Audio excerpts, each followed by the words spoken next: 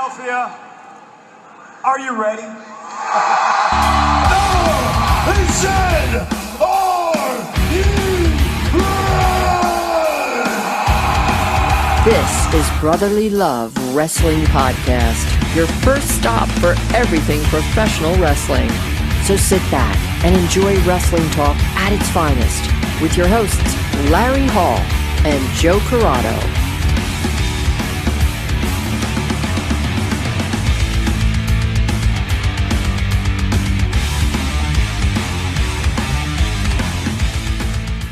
Hello, everyone, and welcome to another edition of Brotherly Love Wrestling Presents Fallout. And today on the show, I get to sit back and have fun, and I get to be the moderator. And it'll be Joe going up against our guest today, Scott Rand, a friend of the show. Scott, welcome to Brotherly Love. Thanks, guys. I am thrilled to be here. As you can see, I'm definitely a Philly guy, a Philly fan, and follower of the show. So I'm honored to be here. This is apparently our new thing. We just let whoever the fuck we want on the show. And I was going yeah, you're obviously desperate now. So if come down to this. If you're out there watching and you want to participate, we're letting any schmo on. Exactly. It also helps that Scott lives in the now with us. So this is true. That's the other reason why Yummy is on the show. So very much. All right. So Scott, since you are our guest, I will give you the first pick. Oh, you're such a gentleman. And you will be going first. So you can pick any one of our 6 topics we have for tonight. Ooh, wow. All right. Well, let's see here. I think I'm going to go ahead and I'm going to start with the Shayna Baszler topic. Okay. So the question of the topic is, was Shayna Baszler not beating Becky for the belt the worst booking decision for the women's division of the year so far? And now you either say it is or it isn't, and then plead your case. Okay, well, I'm ready when you are. Go ahead.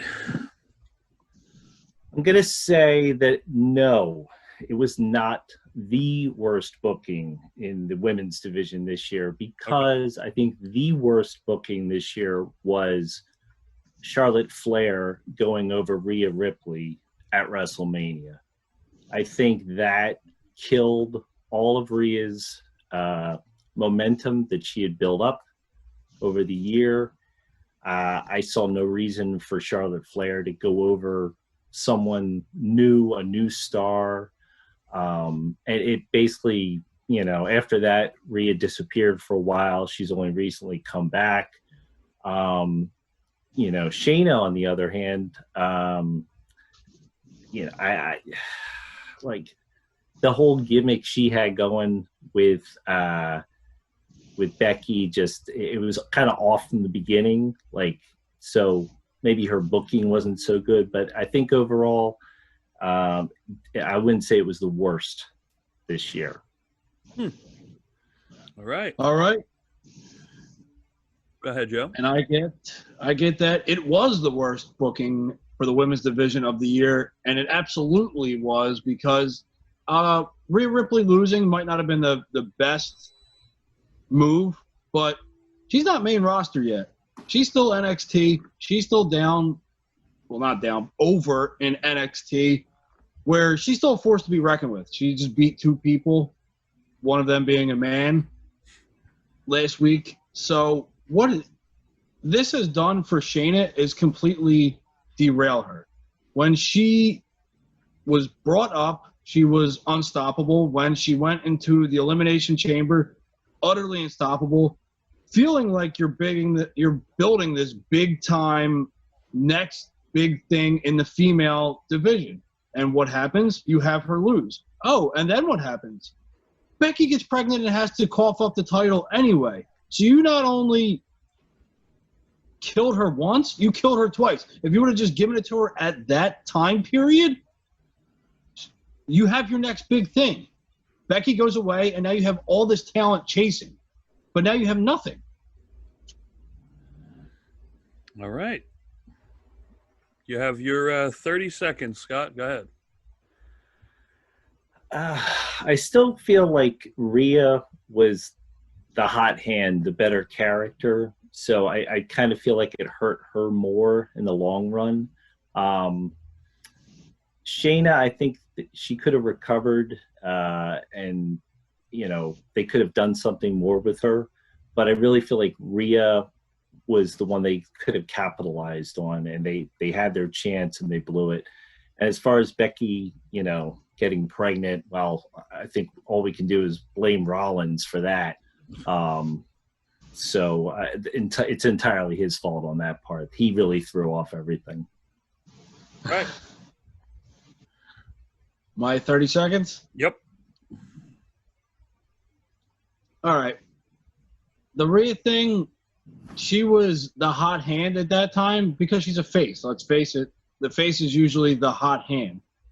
But what they're lacking is your next dominant force.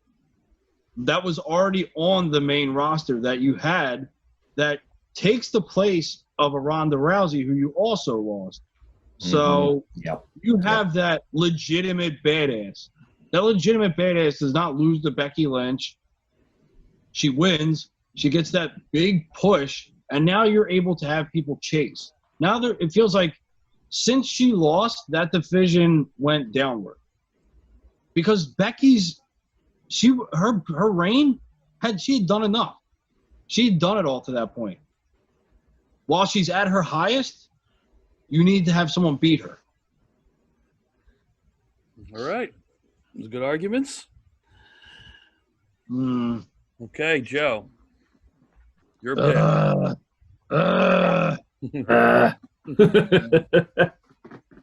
right. I'll go with this one.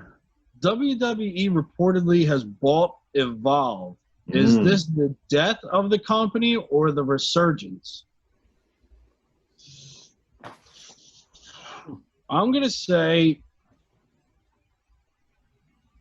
it's hard to say. Like, I feel like it's not a resurgence. I think it's more a death of the company.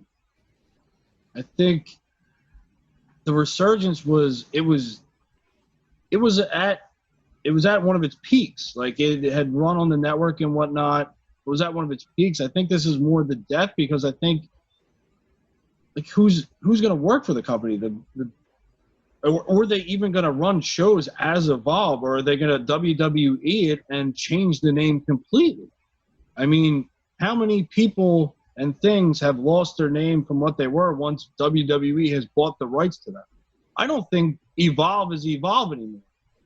I think Evolve might be something different, and I think WWE will muck it up because they have a lot on their plate right now. They have a lot to focus on. I don't think that they can put all their focus into running a developmental for your developmental. I think just buying them out, they get the library, and I think you can watch old matches, and I think that's pretty much it. All right. Scott? Well, I think you touched on it right on the end there is why I see it as resurgence. I think with Evolve, what you've got there is an amazing, amazing back catalog library that most of your WWE audience has not seen yet. And it's a back catalog that features all the current superstars that you see in NXT that you love. I know for myself, I own a lot of the Blu-rays, but there's so much to the story. There's so much out there. There's potential, hours and hours of content. So I think with them acquiring Evolve, you're going to see a resurgence in the product. Maybe this is going to be the start of what NXT used to be, where you're going to see some newer stars, some younger stars, some more creativity, because basically, unfortunately, NXT has really fallen into just a reactionary programming and to combat AEW, and it's kind of lost what it has. So I think this is how we're going to see a resurgence, definitely, with Evolve. Wow. I didn't see that going that way. Go ahead, Joe. I mean, yeah, I can see the people having the catalog and going back to watch it, but I think the people that you're going to see doing that are going to be the people that want to reminisce about it, because promotion is everything. And if you promote it once, that's fine. You know about it, but I see it falling into the same turmoil as a 205 Live when they released that. So you already have a back catalog of old matches of people, but how many people actually tune into the 205 Live that used to happen? I mean, it would be the same type of product. So I feel like even if they do keep it, they're not going to put all their eggs into that basket. All right. Yeah, I think the key really with Evolve isn't going to be so much new content, new matches, new stars. I think it's really going to be, again, just, another outlet for the network and more content that, during this time when it's becoming a little dry watching the empty arena matches, that you may get people picking it up now to see these older matches. But the newer, I don't think you're going to see it so much as a new touring brand. But I do think you'll see a resurgence in the interest in the old product. So that's not really a resurgence then. That's a throwback. I know that doesn't count, but I'm just throwing that out there. It can be a resurgence in the popularity. We should have defined resurgence a little bit better, Larry. I had to switch up my game plan because I had a whole different answer for the other option. But you got to. That's what makes it a little rough. Watching this, you got to be ready to go either way. This is the nature of the beast of the show. Exactly. You don't always get to defend the side you want. Exactly, and you got to be prepared for the right one doesn't get you, the left one will. All right, so as a moderator, I'm going to take over. I'm just going to throw my center at you. Oh, you're going to pick one, okay? So the one that I've really been looking forward to hearing about is Bully Ray. His contract has ended with Ring of Honor, and it doesn't look like they're going to be signing anybody back, including him. So with Aces and Eights being teased on Impact, do you think it's time, and should he go to Impact and maybe join up this Aces and Eights thing? And I go first this time? Yes, it is your turn. You're up. I could speak for an hour on why Bully Ray should leave Ring of Honor for so many reasons. All right, well, you got a minute and 30, so try and... I know, so I got to keep it short.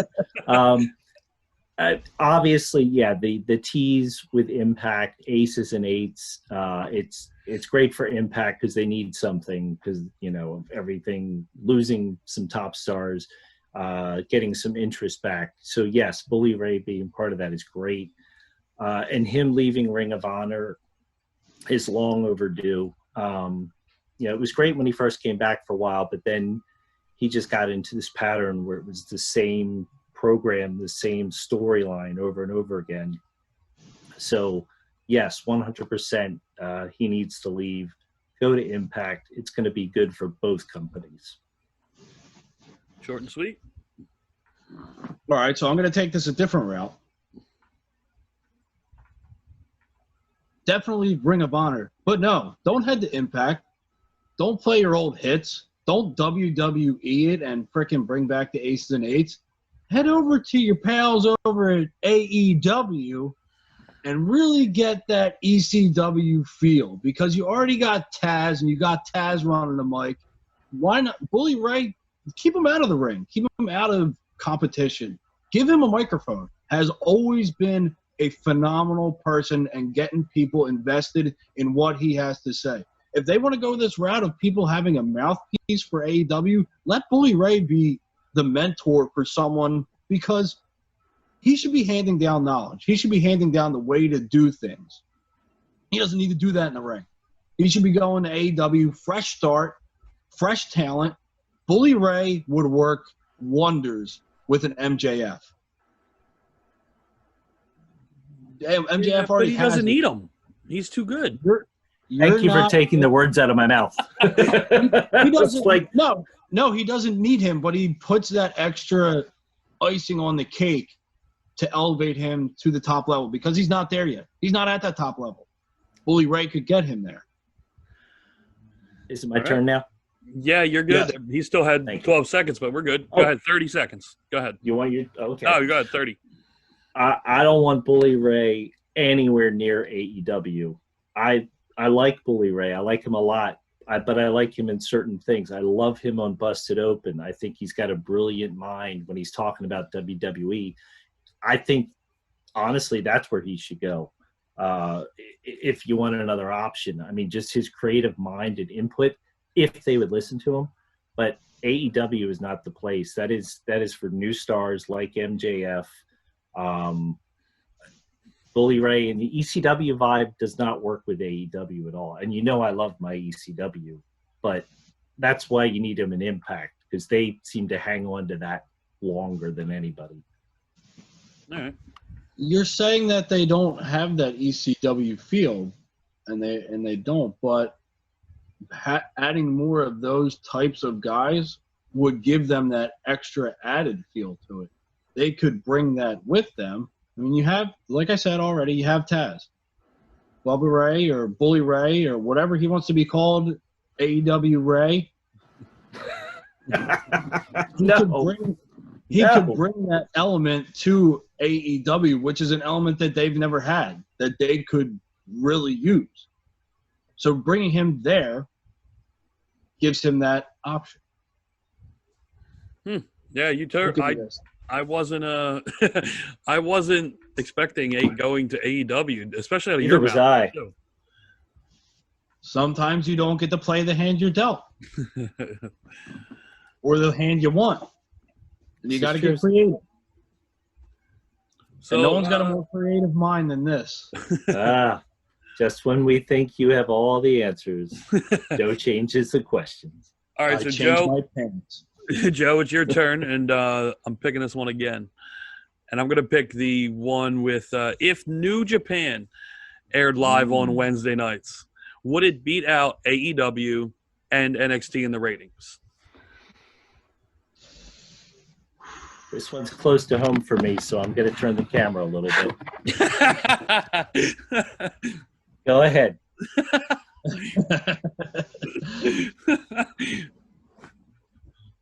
Now, Here's the Joe, thing. When I wrote this, I'm not starting my time yet. Okay, I got you. okay. I wanted this to be the grand finale. Oh, and you robbed me of it because I think this is one of those questions. but you're versatile. You can jump in at any time and change your mind. Now you can start my time right now. This was a tough one. When I thought of the question, it was a tough one because I was on both sides as well.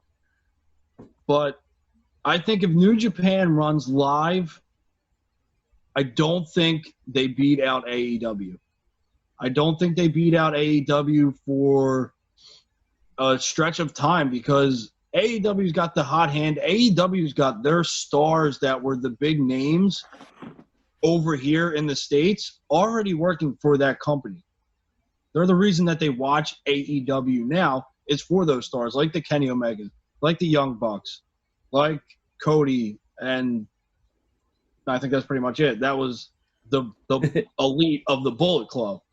That's the reason that they watch. I think if New Japan comes over, I think they have to gain a lot of that fan base that is already split as it is. But I don't think that they pull the top number of the three wrestling shows. And I think part of that is network-based because I don't think that they come in and they get a big enough network to compete with TNT or USA, which would stifle them to begin with.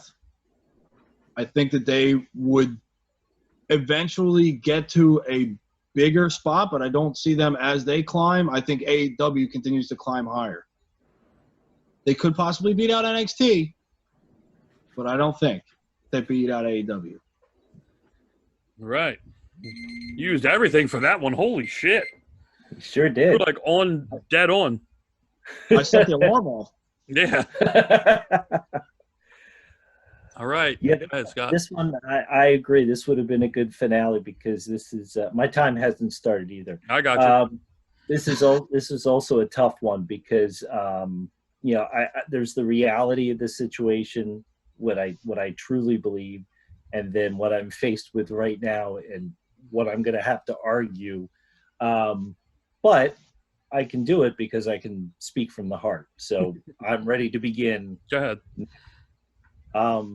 I think that New Japan would have a real shot at, getting ratings and, getting up there and being a strong competition for AEW, for NXT, but it certainly would not happen overnight, because New Japan is a promotion that is steeped in tradition.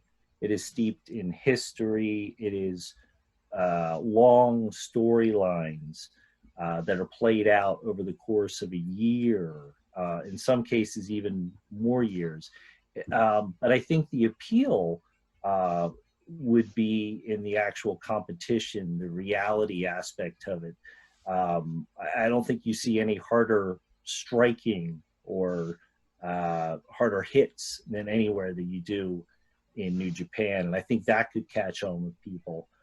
The toughest thing would be they would have to obviously have English commentary, a lot of subtitling, and a little more push of characters to get over with the American audience. But I think then it would be a struggle. It would take some time, but I think eventually they could definitely compete with the other two. I think that they could compete, but I do not think they will ever win. If you look at the numbers now, and AEW's in such a niche market, and they're an American-based company. With a foreign company coming in, that brings a smaller than what we're already dealing with niche market that wouldn't know about it. And not only that, to touch on your last point, you've seen what big numbers do when foreign talent comes on. And you get the what chance, and you get the asshole chance, that it would take them so long to get past that over in America, because over in Japan is one thing. They're very respectful. Over here, we're not as respectful. We're a lot louder. We're a lot more vulgar. We speak our opinion. I think it would take them to even get to the 600,000 or to 700,000, or when fans come back and AEW is able to pull 800,000, I think that would take them years and years and years to get to that point over here. Because I think the subtitles would get old. I think being patient for them to learn the language while they're over here, I don't think there would be enough patience for it. Unfortunately. I had to argue this logically and not from the heart like you. All right, go ahead, Scott. You're final. Oh, yeah, I feel your pain. Trust me. I think, I agree. It would definitely be something that if it were to happen, it would take time. I mean, years, literally. Also, a major thing would have to be that New Japan would have to start touring America on a regular basis and really Americanizing at least the promoting of their shows, which unfortunately in the past they haven't quite caught on to that yet. They were starting to show little glimmers of it, but they haven't quite gotten the hang of it yet. They got to be better, have more accessibility for their wrestlers, meet and greets and things like that. I think they would definitely, to get more of a presence and any chance of winning the ratings war, would be increasing live shows. All right. Very generous with that. I was with you, too. Like I said, that was a tough one, man, because I know the reality of the situation, but hey, we got to give him a shot. Larry put me under the gun last night, and he's like, I got questions. What do you got? And I said, I got nothing. So I wasn't thinking so much wrestling. I was thinking so much who I knew I was facing and what kind of, because I didn't want to do the cookie cutter, storyline, what's going on right now, because we do that all the time. I wanted to get more broad with all of wrestling, because we know your knowledge of other promotions is better than ours in some cases. Yes. Well, I do have, a few more years on you fellas. I've got 35 years as a fan, so I consider Fair. myself the elder statesman of brotherly love wrestling. So there you go. The wise. Yeah, I'm probably at 28, but I mean the memories that I had, like when I was a kid, obviously I only remember like a lot of like the fun and good stuff. Like I don't remember. Yeah. Well, that's probably anyone as a fucking kid, to be honest with you, or anyone that isn't looking at it subjectively.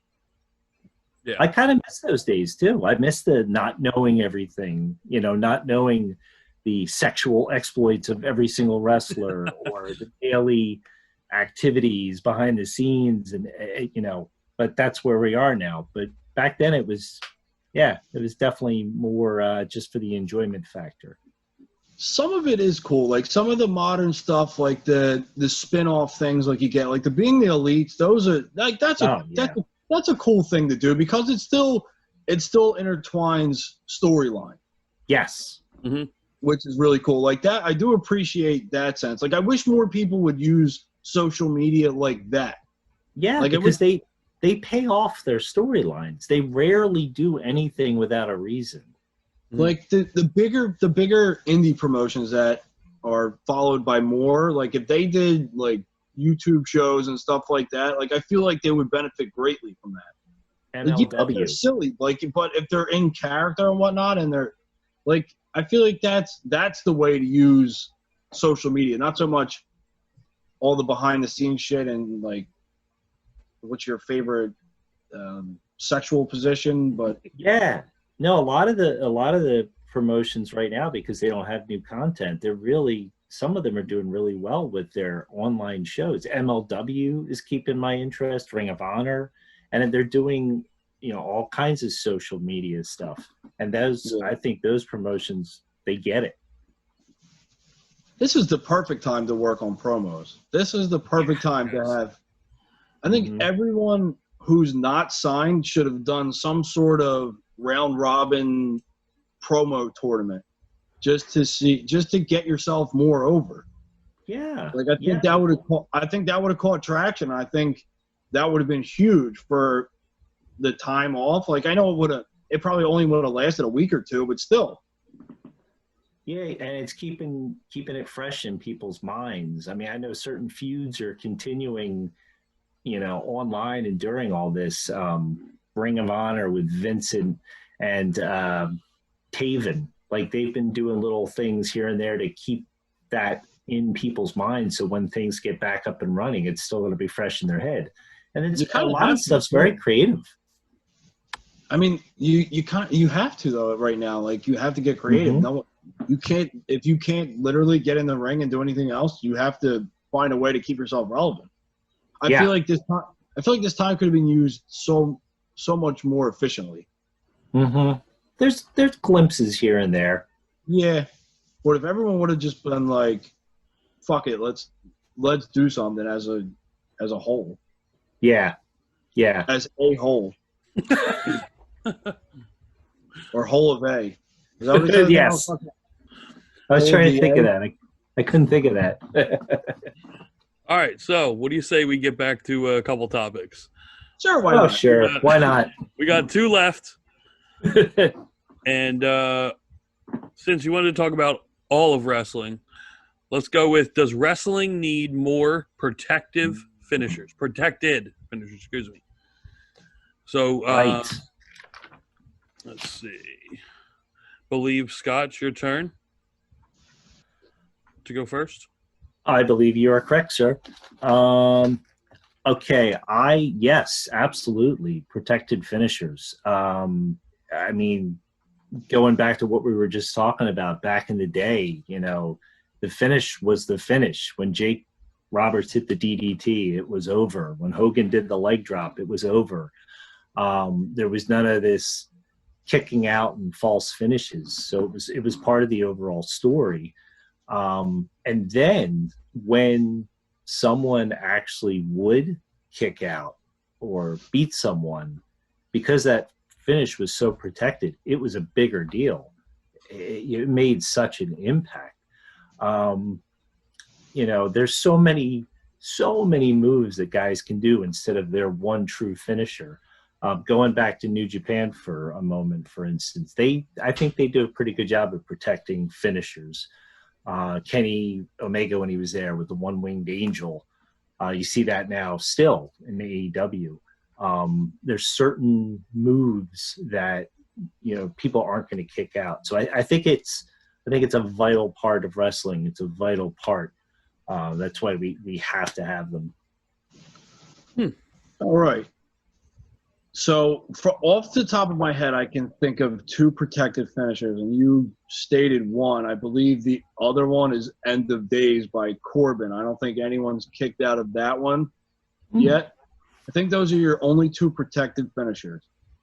And to a point, maybe years ago, I would have agreed with you, but now knowing the fan base, and I will speak to this as logically as possible, we can't have protected finishes anymore because it becomes too predictable then. And we're already living in a time where there's too much predictability. With the finishers now being protected and it's the end, it now sucks the joy out of what the wrestling fan wants to see today. And what they've grown, you can thank Shawn Michaels and Undertaker for that, and pretty much the killing off of the protected finish, because the Tombstone Piledriver was it.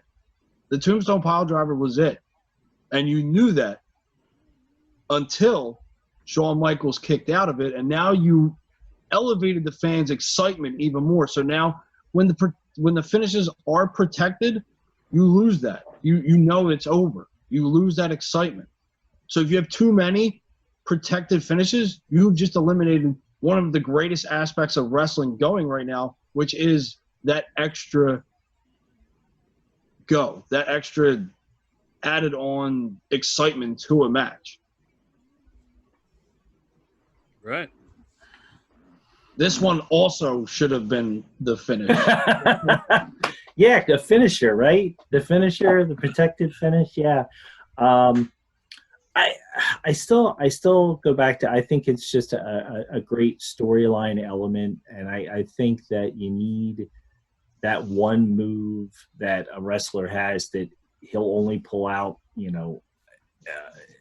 when he absolutely needs it, or it's the be-all, end-all, the right moment. I've even seen cases where, a guy will try and get it, but it gets countered, and you just get that sense of drama of he was almost going to hit the one-wing angel, to use that example. Time.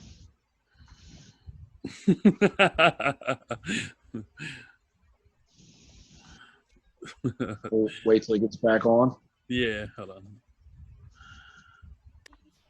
There he is. No. Jeez. You guys are playing around. He gave you a really good grace period. Yeah. I was rambling.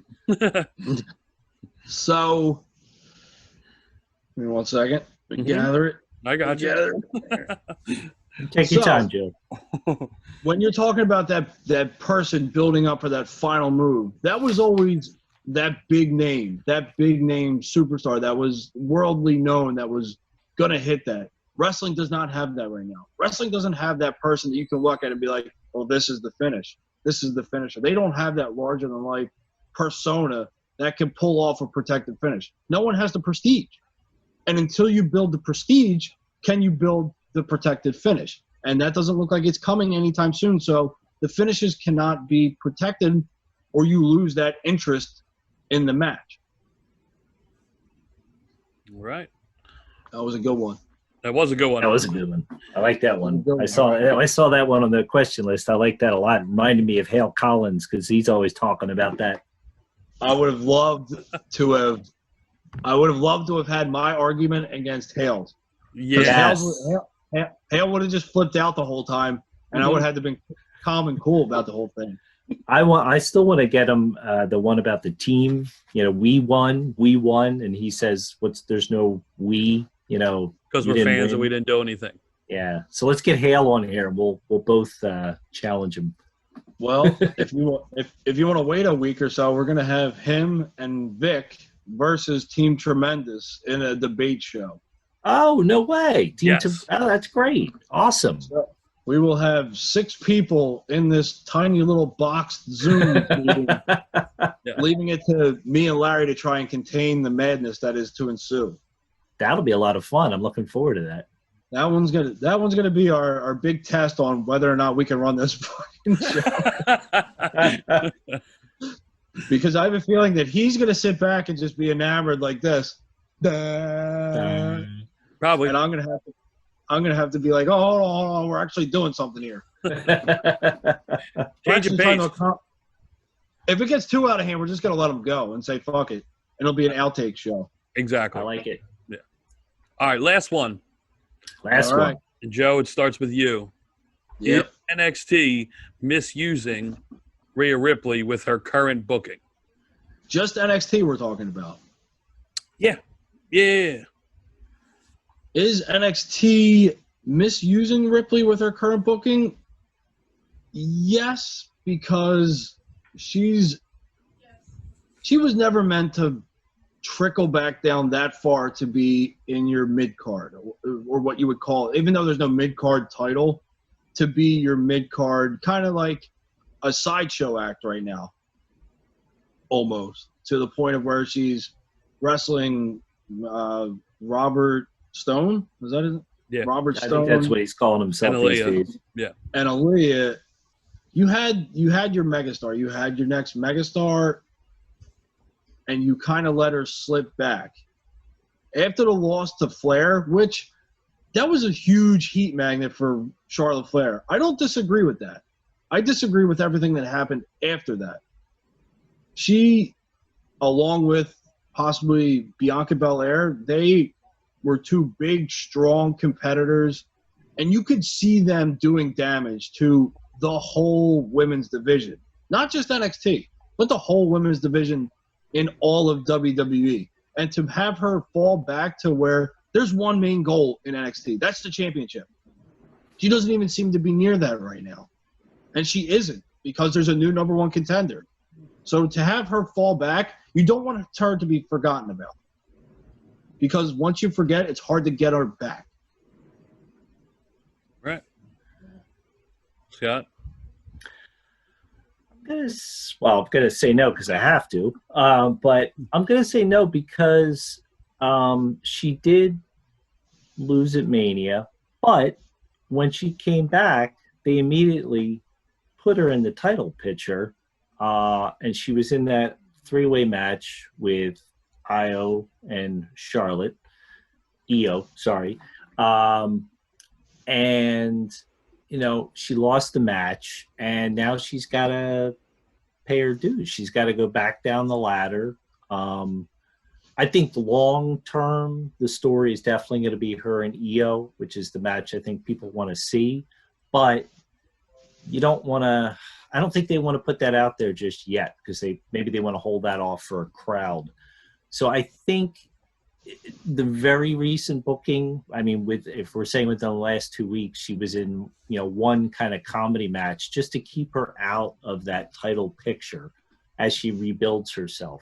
So I think we're just starting to see the beginning of the story of her rebuilding herself. So I would say no at the current time. I think the booking is exactly where it should be. You got to give Io another challenger that's obviously not going to take her title.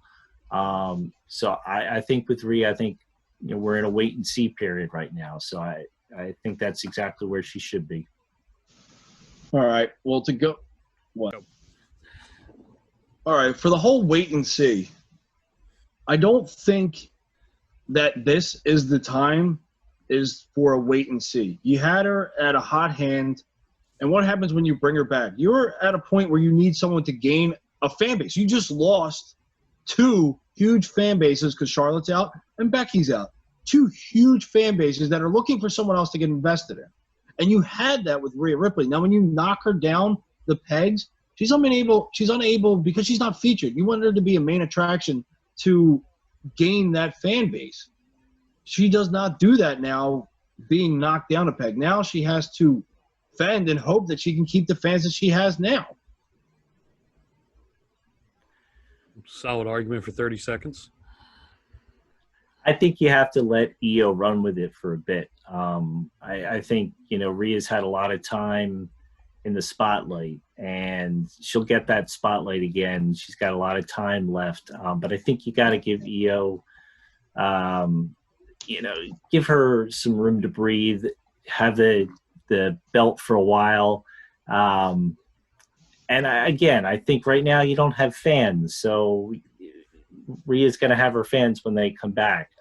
So I think right now you just you ride it out. All right. I think by Larry giving me that in the last question, forced my hand on which way to go with that. All I You're saw was a welcome. bunch of waving from you during that. I'm trying to throw you off. That's what it was. I think so. It almost worked too. Sometimes you got to Eddie Guerrero it. This is true. So that wraps up our topics. As always, look for our thread in our episode post to vote for who you think won, whether it was Joe or whether it was Scott. And we will have that up Wednesday when we post, and when this will be up, and we'll have it up for about 3-4 days. So, Scott, thank you so much for taking the time and being on the show. It was good hanging out and talking with you. And even though we miss you guys, able to do it down the 2300, at least we get to have you on. Absolutely, it was a joy, man. It was great to talk to both you guys. Don't be strangers. Not at all. Well, do we have a choice? No. All right, Scott, thanks again, and we hope everybody enjoyed this episode, and we'll be talking to you very soon.